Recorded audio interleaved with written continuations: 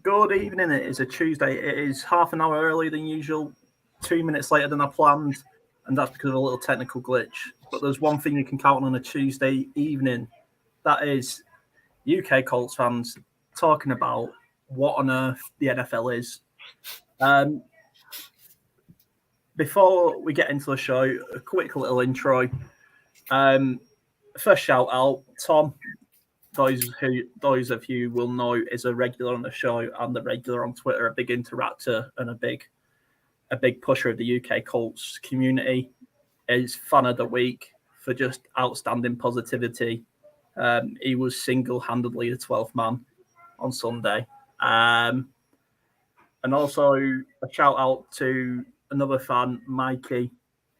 Again, you'll know him from the Colts community, and he also is a big Spurs fan.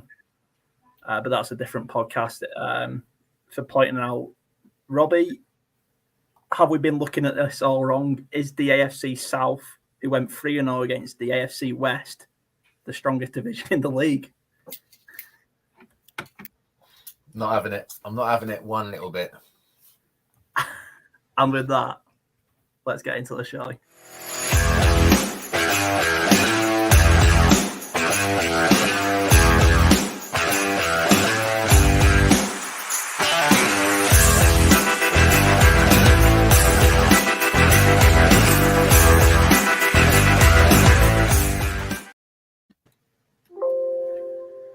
Right, I'm not having that blasphemy from the start. Right, the AFC West is not the best in the league. You've got an absolute shit show of Russell Wilson and the Denver Broncos, who've got they're all over the place. They're in a worse position than us in my eyes in terms of building a roster. Raiders, they're 0-3. They've got that snake as a head coach. So in their first, you kind of really pushing it, so definitely not the best. When it comes to the Chargers, they're still so hit and miss. They still, every time they get a good roster, they're just full of injuries and shoot themselves in the foot. And the Chiefs, they're learning to live without the cheetah. Mm-hmm. So stick your positivity where the sun doesn't shine. I'm going to be a realist this week again. Well, as Robbie always does, he segues us beautifully. Before we get into him, Tom, yes, happy to be a hype guy. Also think the Jags are actually better than what people thought they would be. Nope, not having it.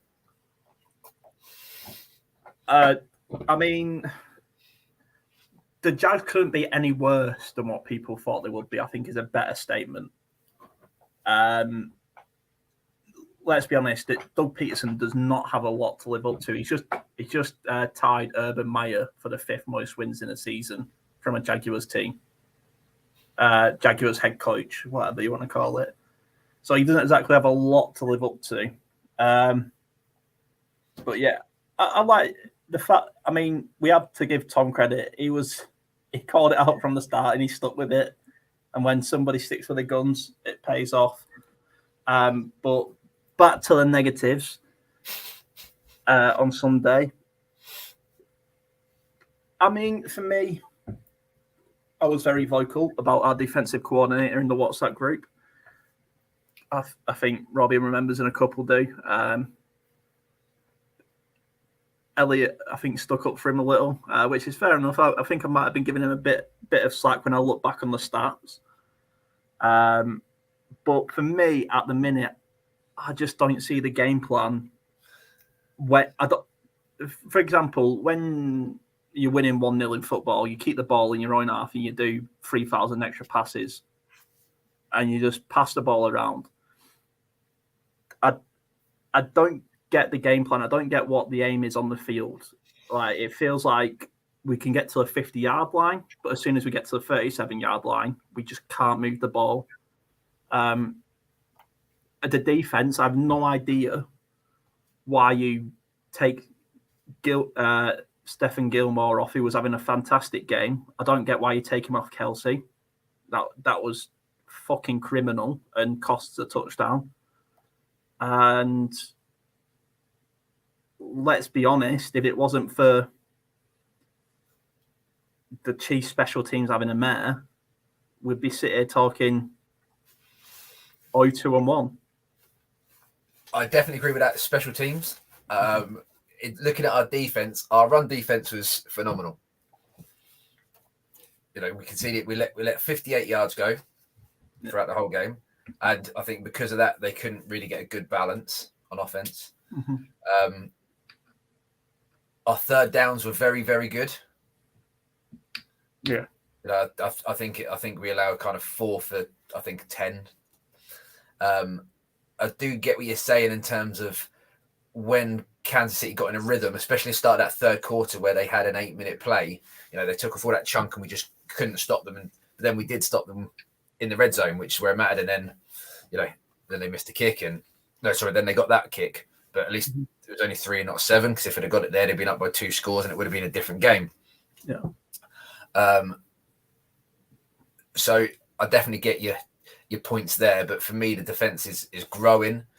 I saw something about Nick Cross earlier that he didn't have as many snaps because his communication and he's still learning the playbook on the defense. So, that could be an eye opener. There could be quite a few people still trying to adjust to his game plan. But you hit the nail on the head last week. You took a very good positive last week in terms of Grover Stewart. He's a dog. I fucking love this guy. But I've given Buckner a bit of stick, but Buckner at times will get double and triple teamed, and it needs that person in the middle to kind of hit through it. And Grover did well. Yeah. But this is the negative section of Harrison. Stop getting me positive. We will get to the positive. Gilmore was dealing with it. Yeah, he went off right at the end of the half. I understand he had a hamstring problem, or it was tight, or whatever. Big shout out to the special teams. Yeah, we'll get to the special teams because Robbie knows my love for Bubba Ventroin. I suppose what I'm trying to say, if I could say it better, because last week I didn't know what the system was on defense. This week it was a bit more obvious whether the players and the coaches got together and talked about what they actually want to do, because the defense seemed like they understood more and they wanted to do it more. So you said we went 4 for 10 on third downs defensively? Something like that, yeah. My annoying thing with that is not how many we give up, but when and where we've give up them third downs. And it seems to be the critical ones what escape us. And I'll flip it over to the offense. The 4th and 1 where he tried a handoff to Jonathan Taylor, which was just a stupid idea. But then he QB sneaks it later in the game when he could have just QB snuck it there. I mean, maybe it's an absolute masterclass by Frank Wright to just run time off the clock, and he knows he's going to get the ball back, and he knows he's keeping Mahomes. He knew nothing. And someone else that's going really under the radar this year is Bobby O. Mm-hmm. I thought, again, he had a good, solid game. The fact that Kansas City took a lot of time off the clock throughout the first three periods without really kind of putting too many points on. That's what we're there. That's what the defense is there for. It's not, and the defense got put in a very bad situation 3 or 4 times by I'm not even going to say the offense, by Frank Reich. Yeah. Who for me is frustrating the hell out of me. But there we go. But it's, again, just for some reason I'm quite positive about the defense, because I can see the kind of how they're building, and this is going to be, obviously, now we're coming up against the Titans where they're very run heavy. Mm-hmm. It's another week closer to the defense knowing the scheme better. And I think, by the end of week 4, we'll have an idea of who and what we are. Just a quick one. Evening Jen's got to do bedtime, but the win was never in. Love it, Mikey. Love it. I'm sure it means the kids. I hope so. Yeah. I mean, listen, you had Shaquille Leonard, forgot his name. Darius. You had the big D back in. back into that middle of the field. And for me, we hold the Chiefs to a lot less than what they got. I think Zaire Franklin's been playing out absolutely out his skin the past couple of games. That was an absolute BS flag on him again. I don't understand how it's pass interference when the ball is there. Bobby Oy did well. There's two play. I mean, my last negative, and then I'll get onto the great. If Frank Reich, I know he's going to, calls another screen pass on 3rd and a fucking 11, I'm going to fly to Indy. He loves it, doesn't he?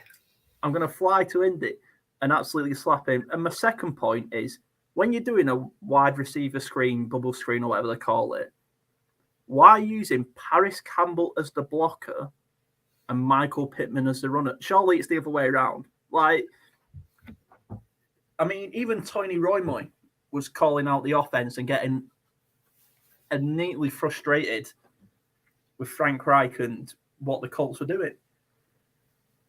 But anyway, have we got all the negatives out? Is that all the negatives?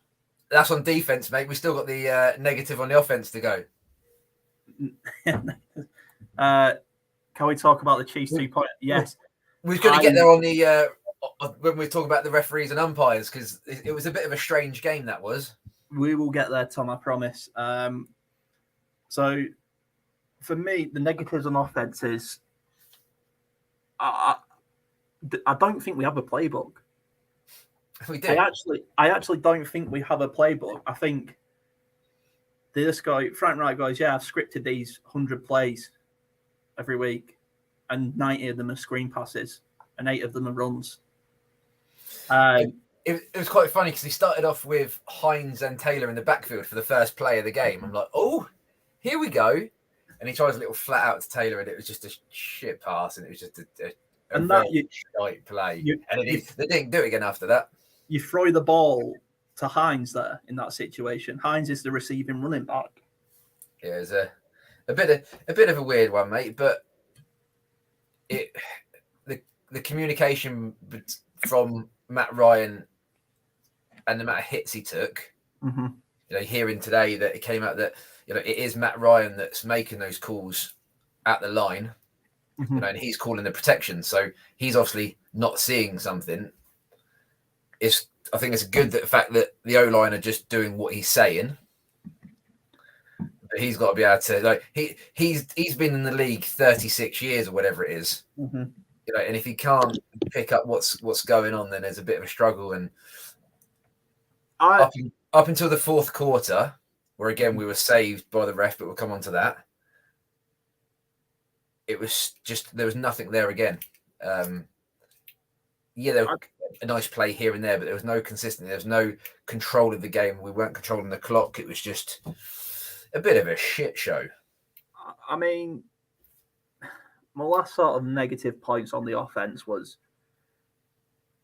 I like the point you bring up about Matt Ryan, because I understood it, we was getting in this veteran who was some sort of hybrid between Phillip Rivers and Peyton Manning, love child sort of thing.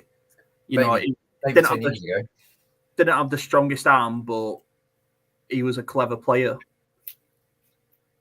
I mean, I'm sitting there going, there's 6 people coming in here. Like the Chiefs are blitzing. It's 3rd and long, the Chiefs are blitzing.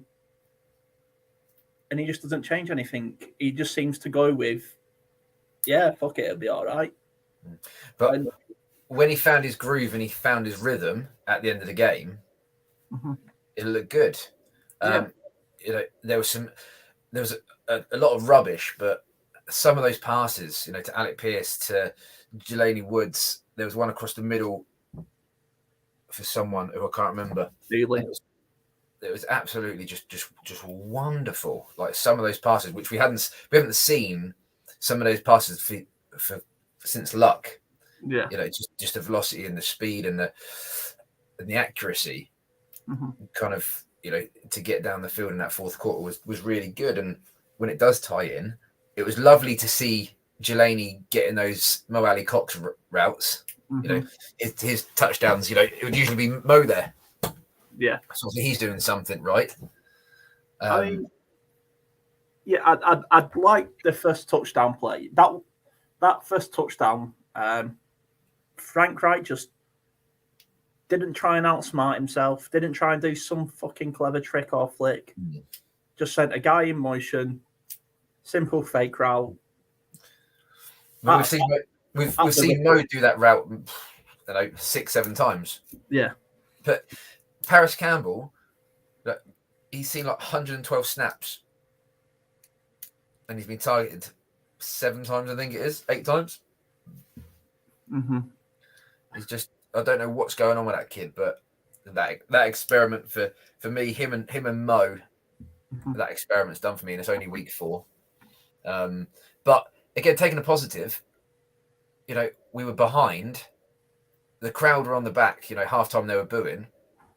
Rightly so. But they managed to claw it back. You can only take what you're given. And how many times do we say last year, Wentz never takes what he's given? Yeah. He's always trying to push it or do this or do that, try and be too smart. Where at least in that fourth quarter, we took what was given to us and we actually made use of it. We gave them some short fields, but from the 2 early punts, we made the most of it. Yeah. Which we don't usually. We usually cock it up and kind of shoot ourselves in the foot. And I don't know if you want to go on to the refs now, because obviously we've got that 2-point conversion that quite clearly wasn't. Then we had one of ours that was on the 1 yard line that wasn't given. But then, you've got that bullshit flag that you said about, but then Kenny Moore should have been called as well in the end zone. Yeah. He wasn't even looking at the ball, he was pushing against him. That should have been a flag. And then I'd love to know what Chris Jones said to Matt Ryan as he's getting up. I will. I've just got one more play to call out offensively. Okay. Which was, fuck me, it was a good play. We need more of this from Frank Wright. I think it was in the game-winning drive. It was a fake screen draw run to Jonathan Taylor. I don't know how to describe it, but it's sort of, the protection looked like a screen, which made the Chiefs sort of back off. And then it was just handed off to Jonathan Taylor out of the backfield. And it didn't go for like 30 yards, but I think it got like 7 or 8. But yeah, the rest, Jesus, it's just funny. You can't call it. If you was a Chiefs fan, you'd sit there feeling hard done by just because of what happened at the end with Chris Jones. Yeah, but for just from both sides, like if you're looking at that game thinking the NFL is the pinnacle of American football, you'd sit there laughing from both sides. The mistakes were all over the pitch. Yeah. And the referees, it was just a bit of a shambles, but it was the first time I watched the Colts for a long time and actually quite enjoyed it. We were sat there thinking, we're going to get absolutely hammered. We thought coming out of half time, we're probably going to concede a few points here. Yeah. And then we're still in it in the fourth quarter, which, from the 2 weeks before, was unbelievable. But how that 2-point, obviously Tom brought it up. I don't know how they gave it. I know they said it was on the field call, but you can quite clearly see his knee was down. For me, there's 3 things with that 2-point. He's not maintained the catch when he's first caught it. It's bobbling all over the place. Then his knee is down short before the plane when he has caught it. Then he doesn't maintain the catch. I know he only has to break the plane, but as he's falling, he also doesn't keep hold of the ball. So it's 3 things. It's not caught, it's short, and it's just not a 2-point conversion. And I think even Kelsey knew it. You could see on his face he knew it. On the Jumbotron. Yeah. The officials bottled the decision. I mean, I don't want to be that Tim Potts conspiracist, but Vegas maybe. Vegas. They tend to bottle a lot there, Tom. And just obviously going back on the game, the one positive through the whole thing was our special teams again. Who would have thought 2 weeks ago our punter would be Hack, our kicker would be McLaughlin, and they've won us the game? Yeah. I mean, I just remembered it. Sorry, mine's a bit all over the place. But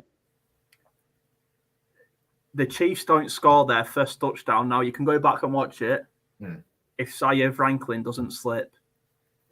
Yeah. If anyone told me, if you're not seeing it, go back and watch it.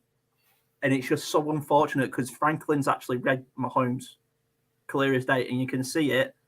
And he's stopping to turn, and he just slips. And I think if he doesn't slip, he tips it, and it doesn't go to Kelsey. The flag on Kenny Moore, what should have got called? Yeah, it should have been called, but that wasn't called for us last year. I remember it quite clearly.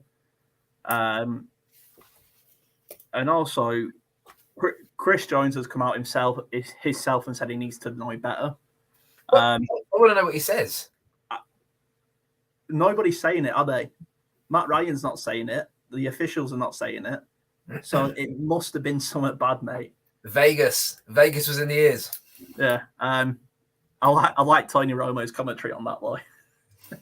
When he was kind of making up what he thought he said. Yeah.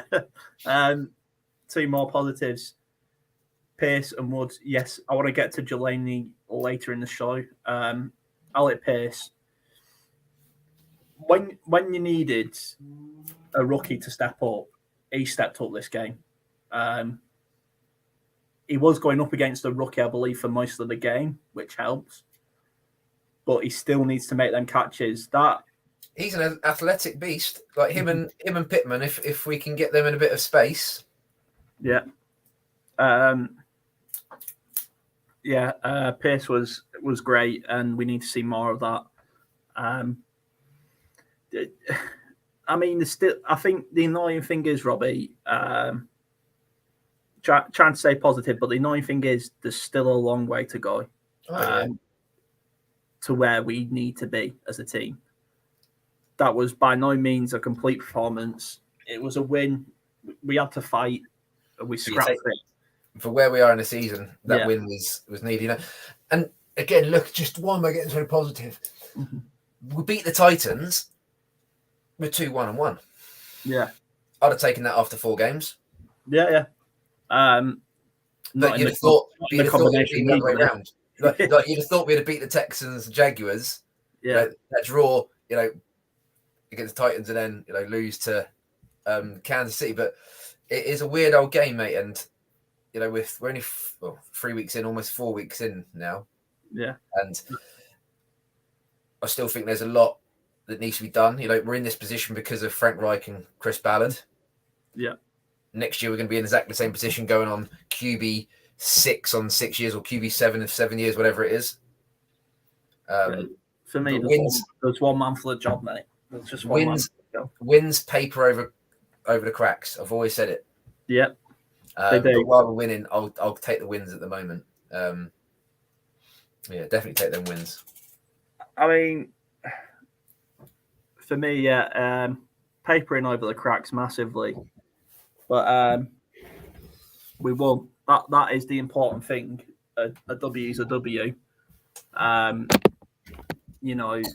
That's the only stat that matters.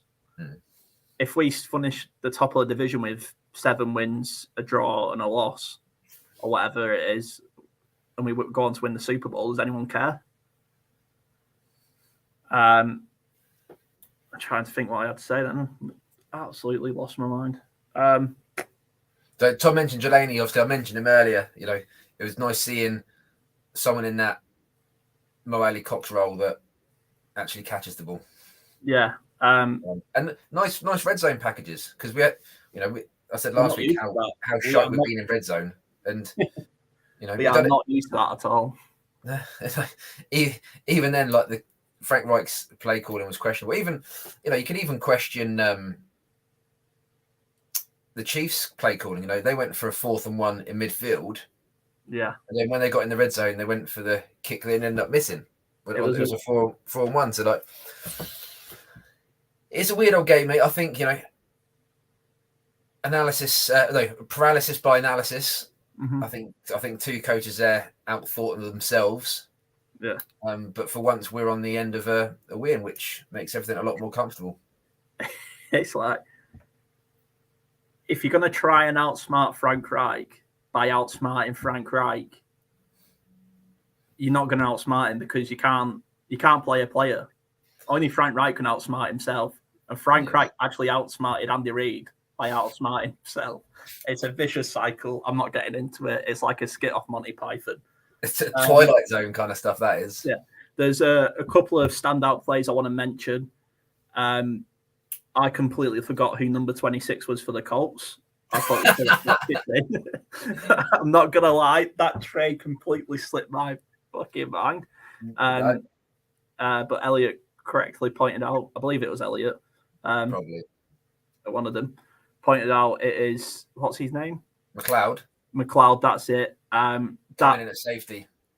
That defensive play on Juju Smith-Schuster, who thought he caught it. Go back and watch it. It just looks like an incomplete pass first watching it. They didn't show the replay, which I was a bit annoyed about, because he actually gets a hand to it, which forces the ball onto the ground. It's a phenomenal play. And I'd love Juju early in his career at Steelers. I thought he was going to be, but he seemed to the fame kind of hit him, and he's just... He's just a Chase Claypool, isn't he? A show pony. And then there was I think it might have even been McLeod again. There was a blown coverage deep. Kelsey should have had a touchdown, and McLeod recognised the blown coverage and just literally sprinted back across the field and batted it out the air. You can correct me on that, Tom, if it wasn't McLeod. I'm sure you know. Also, just Mike Pittman absolutely robbing the ball off Snead in the middle of the park. What a monster. I thought that was big.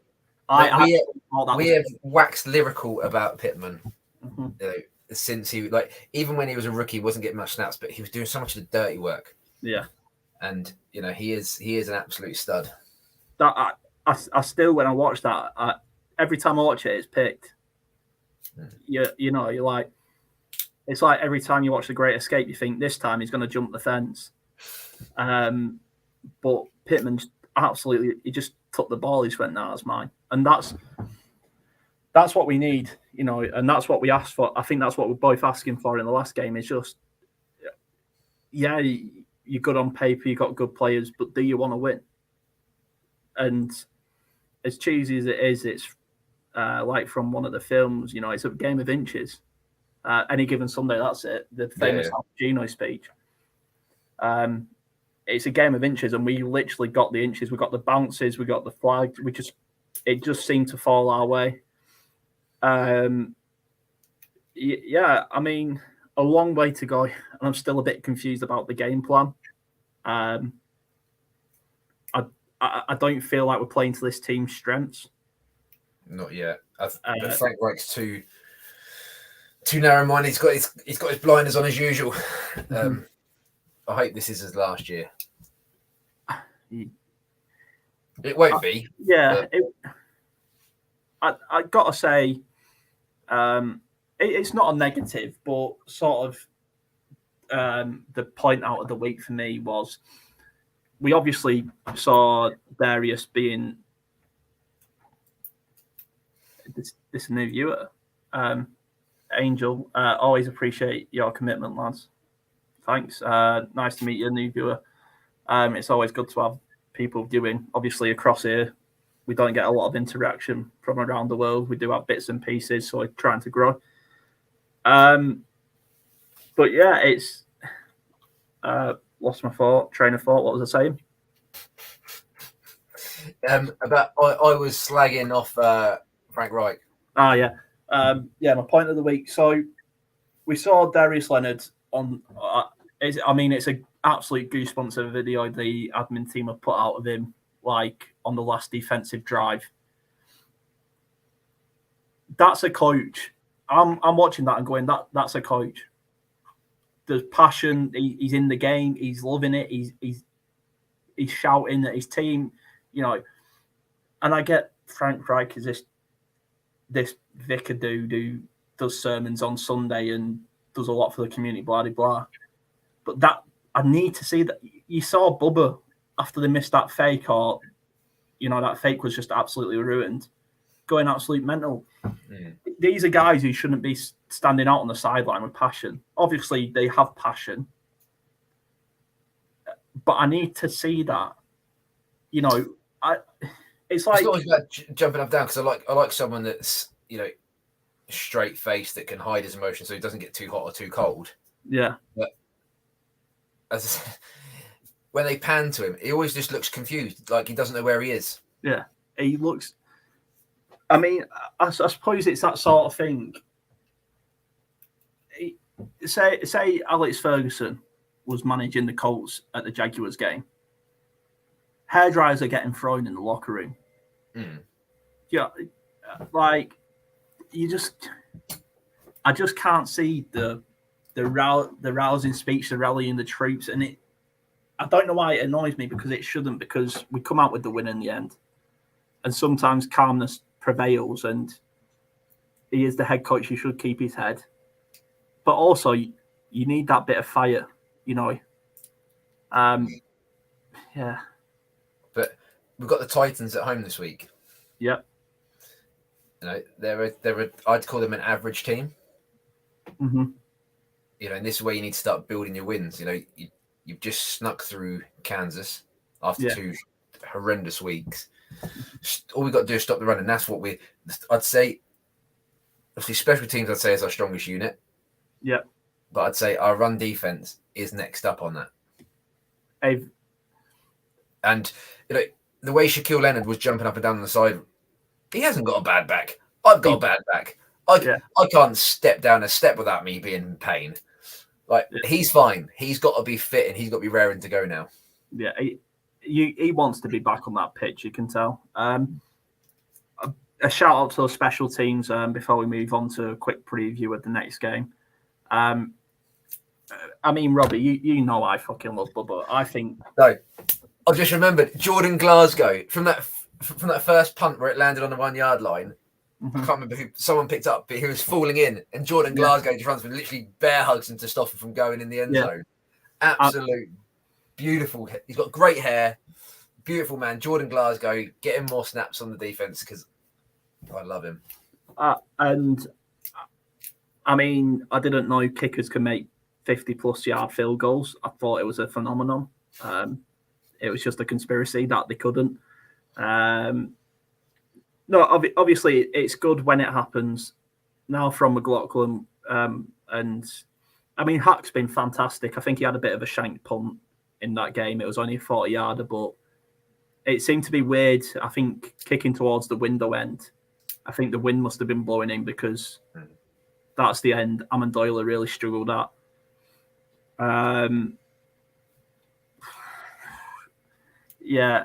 So it's good that the special teams were great, but that's what we expect from them. I just want to see Grover Stewart meet Derrick Henry in the A gap. I just want to see that. That'd be fantastic.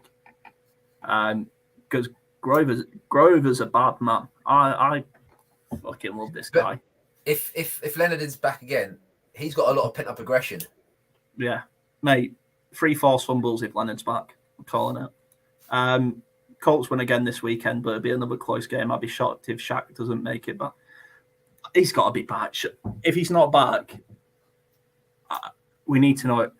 Well, I think what's annoyed Colts fans, regardless of results, because America, more people believe in angels than they do science and whatever. It's the land of the weird, the land of the brilliant. I love it. But people believe in curses and jinxes and whatever, and lucky socks and stuff. I mean, I have a halftime habit where I won't drink any water at halftime. I won't drink anything at halftime until the ball is kicked off for the second half. We'll have our things, I guess. Yeah, well, last time I did it, I took a shot and England lost in the World Cup semi-final. So I can tell you it wasn't because of you, mate. No, but that's the different podcast on a different channel on a different night. on a different time. Anyway, I diverse. That's having a brain. I'll tell you what, that's having a brain for ADHD with you. But anyway, so yeah, Shaq's back. Shaq's back. He's coming back, and he's coming back big. The one thing that worries me playing the Titans is we cannot defend the bootleg. I don't know why. I don't know how. But we just don't know how to stop it. It's Ryan Tannehill has ruined us because he can just roll out to the left or the right. And it's... But... Different scheme now, mate, and they're getting used to a new scheme. So last year means nothing. The front four came up big this week, and we need it again. If we don't win this Sunday, beating the Chiefs means absolutely fuck all. I think that's about it really. I've obviously got my dog of the week section, which I like. Have you got anything else? I mean, no, mate. I'm actually looking forward to Sunday. I haven't said that for a long time. Yeah, we've got a 2:30 game in the UK. Apologies if already covered, but Gilly was fantastic. That's the former defensive player of the year we need. I think looked better. Yeah, he looked better. He looked a lot better. Maybe it's like you said, Robbie. They're understanding the system a bit more. Things are just slowly clicking into place. It's frustrating that this doesn't happen in the preseason, and I think that's Frank Reich. The lack of transparency between the franchise over T.Y. Hilton, over Darius Leonard, stems back to Peyton Manning days. Yeah. And I think what Colts fans got annoyed at is just the lack of transparency. If you're not re-signing T.Y. Hilton, come out and say, we find T.Y. he's excellent, but he's not the right... Make your shitty PA statement, but just come out and say it. And if Darius Leonard has got an injury or whatever, he just can't play, say, Darius Leonard, we're expecting him to be back. Blah, blah. We don't want him to rush back by any means. We don't want that to happen. But it would just be nice to know what's going on. I think that's what annoyed us. Definitely. Mikey, I think the secondary looked better. Might be a case of Cross having to take a brief step back as a rookie. Yeah, I think so, mate. Gus Bradley has said it was just a commute. Cross wasn't played as much just because of communication. Mm-hmm. And McLeod was better at communication. And maybe he just needs it. Sometimes you just need to get pulled back a bit. You when you're a rookie, you get drafted, you get on the team, you get in the roster. You think, right, I'm not just a preseason guy now. I'm in the roster. Big money. It does get to your head a bit. I don't care who you are or how humble you are. It gets to your head a bit. It would do. Angel Darius was battling mental health. He is a big activist for the Kit the Stigma campaign, and it's okay not to be okay campaign. He's done a lot of work. If he's battling mental health, for me, he can take as long as he wants off. Same with Ryan Kelly, who went through quite a traumatic time last year. When it comes to stuff like that, fuck football, honestly. Go out, chill out, go fishing, go and do what you do. Chill out. But I think the annoying thing, Angel, is the franchise aren't telling us. Now, I don't expect them to tell us if he is battling with mental health. But what I would like is Darius is not playing until week 3, week 5, whatever it is. Just tell us. You don't have to tell us why. We just need to know. Mikey, just jumping on that as well. Just quickly, if you look at, obviously I'm into cricket. Yeah. Ben Stokes took a period off last year for his mental health. Come out and said it. The ECB, the English Cricket Board, tried saying it was a finger injury. He come out and said, no, I'm having a break because I need it. Yeah. And with the Colts and the way they report injuries, has been horrendous. From Peyton to Andrew, and they try to hide things and being stupid about it. We've been told it's back, but he's been back training for 3 weeks. Darius or Shaq, sorry, has been back for 3 weeks training in full pads, full practice. Mm-hmm. Well, that's what they're telling us. Yeah. So it's a case of, if it is mental health, we'd all back him. Yeah, 100%. But what I like to see, again, and everyone's each to their own, when someone's in that position of power, when they are struggling, when they actually come out and say it, they do a lot more good for the community. Whereas I just think he's coming back. Me personally, I think he's been coming back from this injury, from the operation. He wasn't ready to go week 1, probably been a right week 2. Well, we've got Kansas City coming up, so let's hold him off another week. So he's a little bit fresher. Yeah. So he's ready to hit it. Obviously, I don't know so, but that's just a Colts thing that I feel. Yeah, so just a couple of comments to catch up on. For sure. Yeah, I think that's our point. Like, the Maniac Noise, he is a legend in Colts history forever now. And it's just terrible communication, which is the annoying thing. Pearson Delaney came up big on game-winning drive they did. Good to see rookies contribute more than Paris Campbell has in pre-season. Robbie, you'll love that. I can't say I hate him. That's unfair. I don't like the output Paris Campbell gives us to warrant a roster space in front of the likes of T.Y. Hilton, in front of Zach Pascal. Yeah. Also, thanks to Chris Jones. Yeah, we need to know what he said. It's going to come out. Okay, do some digging, mate. It's going to come out Monday Night Football, in Monday Night Football one day when Ryan's retired. I guarantee it.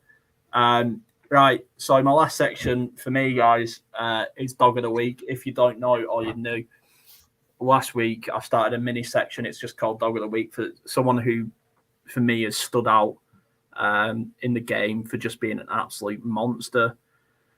Honorary mentions, Lucas Oil Stadium. I thought they were fantastic. That we'd like to see more of that. People start calling it the Loud Oil Stadium. Another one, Alec Pierce, big game for him. Not a breakout game, but it was a definitely step in the right direction for him. Another one, just the defense in general was pretty sharp. And the last thing for me, and the Dog of the Week, I mean, it has to be Jelani Woods, mate, doesn't it? It has to be Jelani Woods. Absolutely fantastic. Yeah, I definitely agree with that. Love to see it.